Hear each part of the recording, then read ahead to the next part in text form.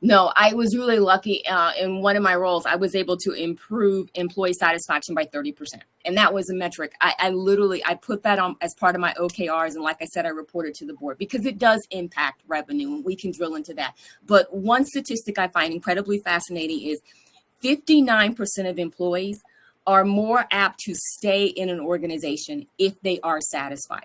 And again, that goes back to revenue because if you constantly have attrition within your organization, it impacts two things. First and foremost, it impacts morale internally because the individuals that are left behind are having to do the work for the people that have left. But also, it impacts your ability to engage with your customers and build lifetime relationships. So to answer your question about how I measured it, one of the companies I work with, we used a tool called Lattice. And so basically every single one of my direct reports had a Lattice dashboard. And we went into that dashboard on a weekly basis, depending upon what level they reported to me. And this was a small startup, by the way. So I'm not talking about hundreds of employees. But what was beautiful, but it's something that could be scaled. But I knew their sentiment because at the end of every single week, they actually sent a sentiment report to me.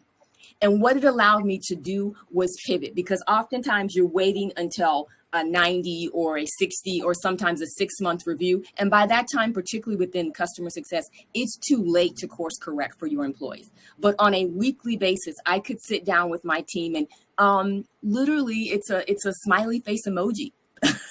And if I didn't get a smiley face emoji from everybody across my team, I knew that something was wrong because the individuals that were not giving me a smiley face emoji, we all love emojis, then I knew I had to sit down with that individual and figure out what was going on.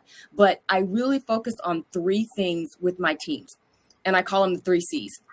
It's a clear understanding of what their motivations are because we're all motivated by different things. The second C is clear communication. And Sahil, you kind of touched on this when you were talking about teams, is making sure I communicate what their leadership, either myself or their if they're reporting to someone else, what metrics they're being graded on and why. And then more importantly, a clear path for success. How do they succeed in their role and how can I enable to do that? So the 3 C's, clear communication, clear metrics, and a clear path to success, and then utilizing tools, like I said, a tool like Lattice or other employee resource tools, so that I can measure what their sentiment is over time, as opposed to doing it on, in some cases, a time frame that's a lagging indicator, to Sahil's point, using it from an employee sentiment standpoint. But I hope that answered your question.